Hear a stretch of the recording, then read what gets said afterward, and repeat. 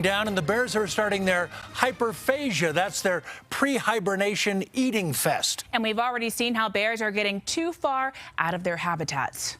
Most recently, a mama bear and her 4 cubs had to be put down after crawling into an Aspen home through a window. And in Steamboat Springs, wildlife officers had to euthanize a bear after opening a door into a home. Bears still have weeks to go before hibernation. Tonight, our Mountain Newsroom reporter Spencer Wilson riding along with Parks and Wildlife officers to learn why those Aspen bears were put down.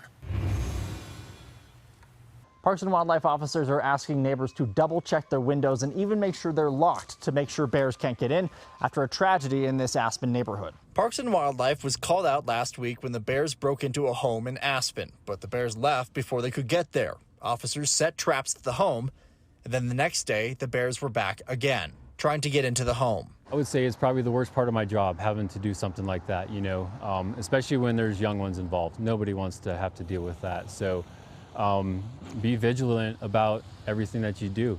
Take care of your property, take care and ensure that it is bear proof. CPW says because the bears had been in the home already and were trying to get back in, it was enough proof the bears could not be rehabilitated. They needed to be euthanized, something that does not sit well with 11-year-old Xander.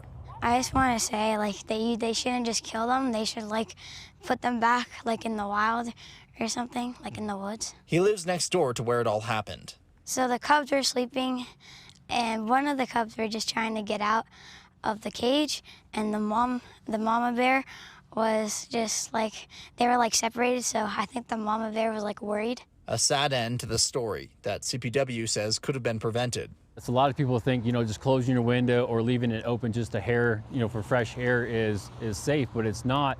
Even if your window is closed all the way, is not locked, there's still that 1/4 inch of wiggle room where they can get their claws in. And once they get it, it's kind of like a loose tooth. Once they start moving it, they're going to work it until they get it all the way open. And even with all the rain this year, a late June freeze took out majority of the bears' food. So they're especially on the hunt this year for an easy meal. Another thing Parks and Wildlife wants to make sure people have bear-proof trash cans in these neighborhoods where bears are common to come around looking for a good meal, making sure they can't actually get in.